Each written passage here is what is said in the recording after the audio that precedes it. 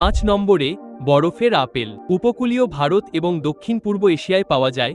এই ফলটি প্রত্যাশাকে অস্বীকার করে। কোনো শক্ত মাংস নেই, কেবল স্বচ্ছ জেলির মতো শুটি মিষ্টি জলে ভরা। গঠনটি শীতল, সতেজ মেঘ খাওয়ার মতো। এটি একটি প্রাকৃতিক ইলেকট্রোলাইট পানীয় যা এর আশ্চর্যজনক শীতল বৈশিষ্ট্যের জন্য গরম জলবায়ুতে লালিত হয়। 4 নম্বরে আঙুলের চুন। অস্ট্রেলিয়ান রেইনফরেস্ট থেকে আসা, এর গঠন সাইট্রাস ক্যাভিয়ারের মতো।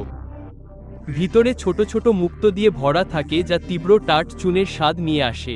শীর্ষ রাঁধুনিরা এটিকে সাজসজ্জা হিসাবে পছন্দ করেন কারণ এটি খাবারকে ভেজা না করেই অ্যাসিডিটির বিস্ফোরণ যোগ করে। একটি সত্যিকারের রন্ধন সম্পর্কীয় গোপন অস্ত্র। 3 নম্বরে কালো সাপোটি। মেক্সিকো থেকে আসা চকোলেট পুডিং ফলটি একটি টেক্সচারাল বিস্ময়। রস নয়, বরং একটি ঘন ঘন মসৃণ পেস্ট খুঁজে পেতে এটি খুলে টুকরো টুকরো করে কাটুন। এটি হালকা ক্যারামেল চকোলেট স্বাদের সাথে সমৃদ্ধ চকোলেট মুসের মতো স্বাদযুক্ত। এর ক্ষয়িষ্ণু স্বাদ সত্ত্বেও এটি একটি কম চর্বিযুক্ত মিষ্টি যা আপনি সরাসরি ত্বক থেকে বের করে নিতে পারেন। দ্বিতীয়ত, আইসক্রিম বিন।